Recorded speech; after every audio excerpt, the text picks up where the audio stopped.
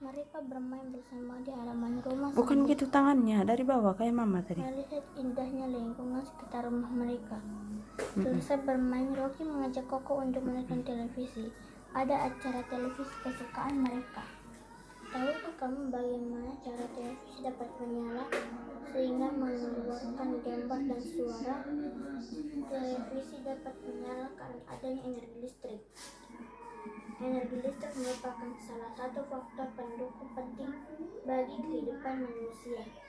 Karena banyak peralatan yang biasa kita pakai menggunakan listrik sebagai sumber energinya. Sumber energi adalah benda-benda yang menghasilkan energi. Sumber energi mampu memberikan energi pada benda lain, misalnya energi listrik. Adapun peralatan yang membutuhkan energi listrik dalam pengoperasiannya antara lain televisi, radio, lampu, setrika, mesin cuci, handphone, dan masih banyak lagi.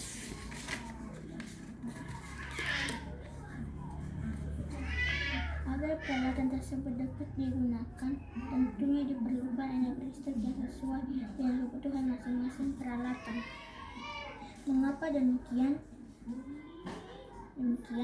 Karena jika energi listrik tidak sesuai dengan kebutuhan peralatan, maka dapat berdampak tidak baik pada peralatan tersebut. Adapun dampak yang dapat terjadi di antaranya, peralatan tidak dapat beroperasi, pengoperasian peralatan tidak maksimal, atau bahkan peralatan tersebut bisa rusak. Dalam kehidupan sehari-hari, kita tidak dapat terlepas dari penggunaan energi listrik. Kita dapat menonton televisi, mendengar radio, dan belajar pada malam hari. Semuanya menggunakan energi listrik.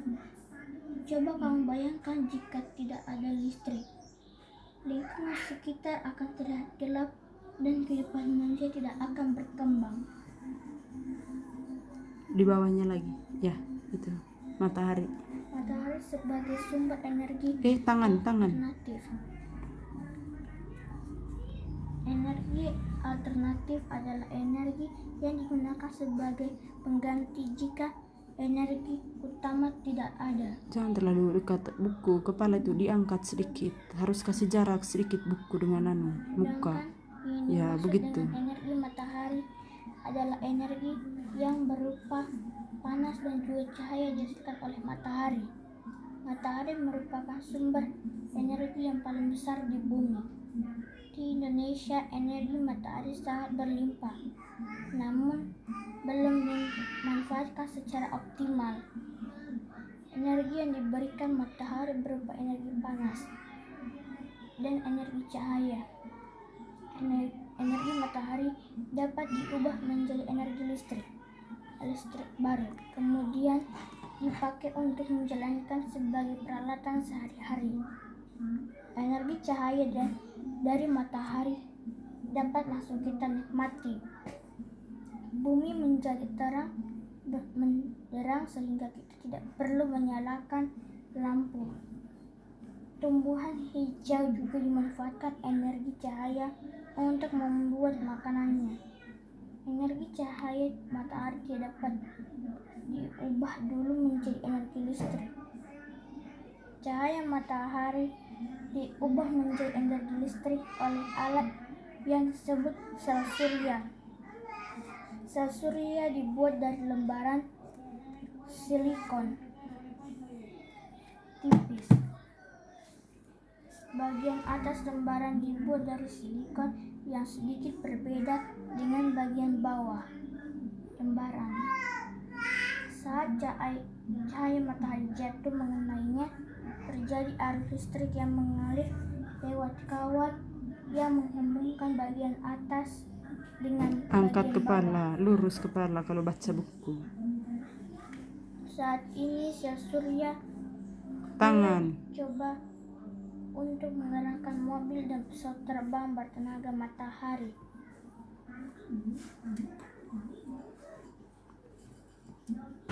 Energi panas matahari juga dapat dimanfaatkan secara langsung, misalnya sebagai pemanas air di rumah. Energi panas ditangkap oleh alat yang umumnya dipasang di atap rumah. Alat ini disebut panel surya. Bagian atas panel surya dilapisi dengan kaca gelas. Di bawah lapisan gelas terdapat lapisan tembaga hitam. Lapisan tembaga ini menyerap panas dengan sangat baik. Di bawah lapisan tembaga terdapat pipa yang berisi cairan. Cairan yang menjadi panas ini akan memanaskan air dalam tangki air. Bacaan tersebut dapat kamu gunakan sebagai bahan melakukan wawancara. Tahukah kamu yang dimaksud dengan wawancara? Wawancara adalah tanya jawab antara dua pihak, yaitu kepala, pewawancara dan narasumber untuk memperoleh data, keterangan, atau pendapat tentang suatu hal. Pewawancara adalah orang yang mengajukan pertanyaan. Narasumber adalah orang yang memberikan jawaban atau mendapat atas pertanyaan pewawancara. Narasumber juga biasa disebut dengan informan.